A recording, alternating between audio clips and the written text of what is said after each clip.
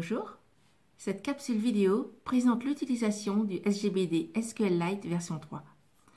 SQLite est un SGBD très léger permettant de gérer une ou plusieurs bases de données.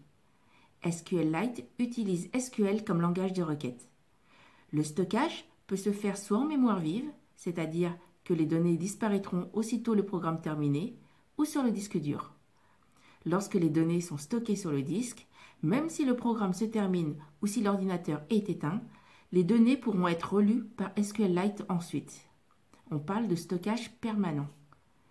SQLite utilise simplement un fichier, en général terminé par l'extension .db, pour enregistrer les métadonnées et données d'une base de données.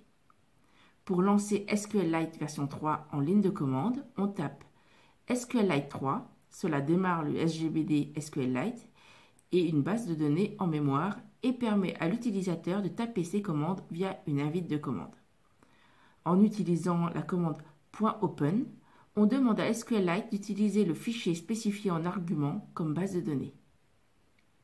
Si la base de données existait déjà, c'est-à-dire si le fichier existait déjà, alors SQLite le charge avec les données qui y existaient. Si le fichier n'existait pas encore, alors SQLite le crée et il stockera les tables que vous allez y créer lors de cette session. Créons par exemple la base de données école en tapant .open école.db. Ce fichier école.db est alors créé par SQLite sur le disque dur s'il n'existait pas déjà. Nous travaillons à présent dans cette base de données.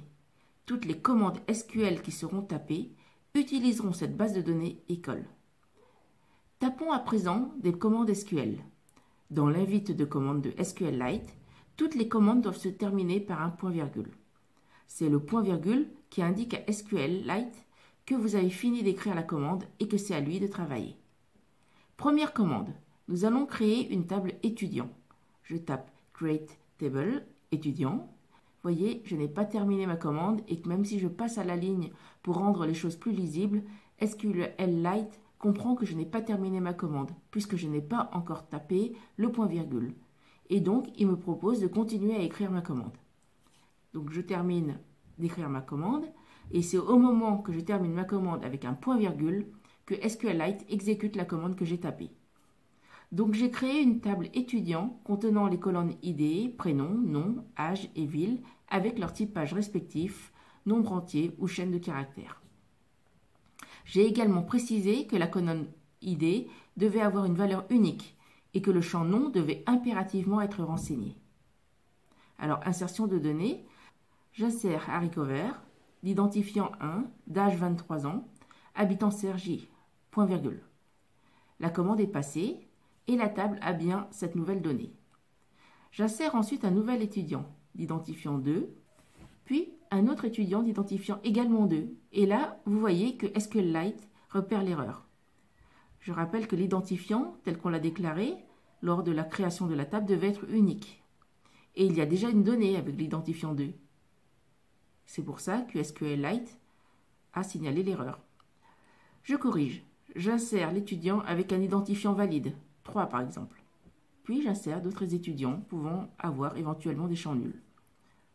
Je peux interroger la base de données avec Select. Je sélectionne par exemple ici le prénom et nom des étudiants. SQLite me retourne les informations demandées. Ou encore je sélectionne toutes les informations avec l'étoile de la table étudiant. SQLite me retourne le résultat.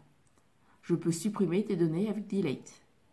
Je supprime les étudiants habitant Cergy. Vous voyez que la donnée correspondante est bien supprimée dans la base. Enfin, la commande de mise à jour, je mets à jour l'étudiant d'ID 3 en changeant son lieu de résidence par Airblay.